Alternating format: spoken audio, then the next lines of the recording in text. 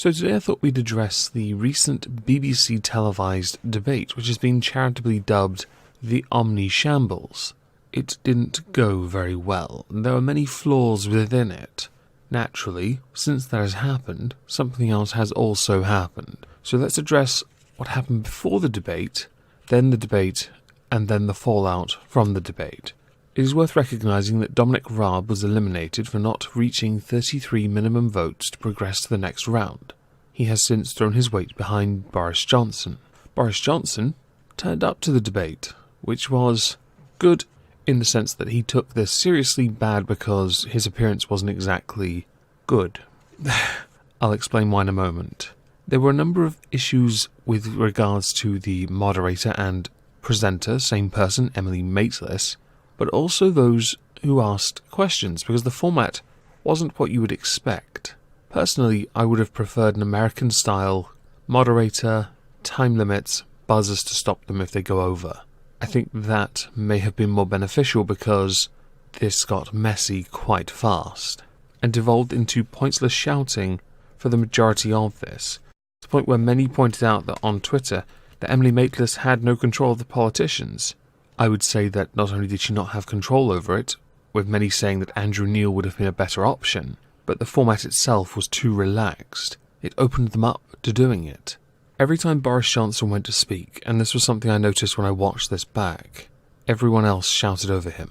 Oddly, they also rounded on Rory Stewart, and this bothered me a little bit because he was considered the next legitimate threat to Boris Johnson, even though he wasn't really getting the votes, so I'll be honest, he was at best going to finish 5th. So part of me is quite curious as to why they wasted the time on him instead of working together to go to Boris. Which they did, but at the same time then just turned on themselves. It was quite childish.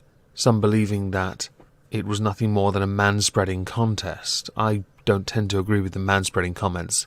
I think they were sat in high chairs, which is why Rory made a concerted effort to try and plant his feet on the floor.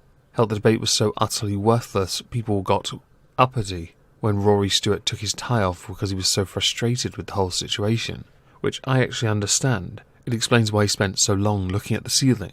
I should outright state, I don't believe a single person won that debate.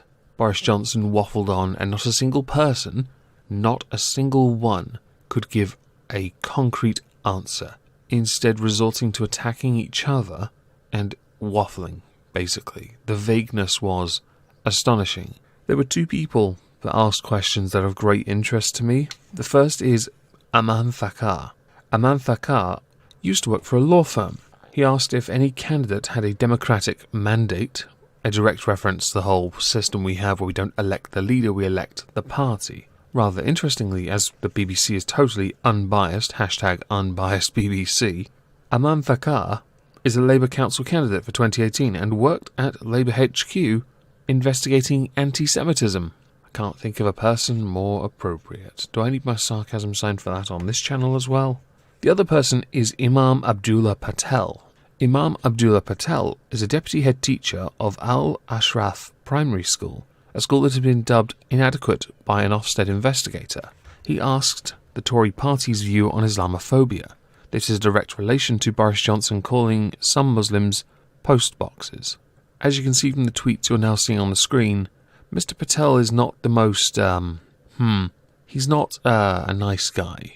At time of recording, the BBC have yet to apologise for including Abdullah Patel and Aman Thakkar on their show.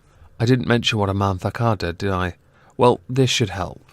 Yeah, tolerant, right?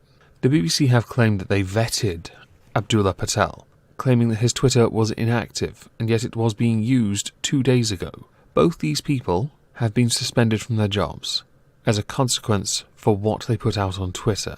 I'm not going to be delving into the argument over whether or not they should or should not have been suspended. That is an argument for free speech, I guess. I do want to talk about the presentation style of the debate, because I think it was a massive flaw from the offset. Channel 4 got it right. Compared to the BBC, Channel 4 looked professional. The BBC tried to make these people seem more down to earth. They are not down to earth. Not one of those people is one of the people. They are a part of the social elite. They can claim themselves to be outcasts like Sajid Javid, but he's not. Therefore, this format should have been each person gets a time limit, perhaps some exchanges at the end of each person's response, but that also heavily regulated and time restricted. Now, since the 5 of them have this debate, another vote took place to try and whittle it down to 4. I'm going to play the clip of it. Guardian, if you copyright claim this, I'm going to lose my shit.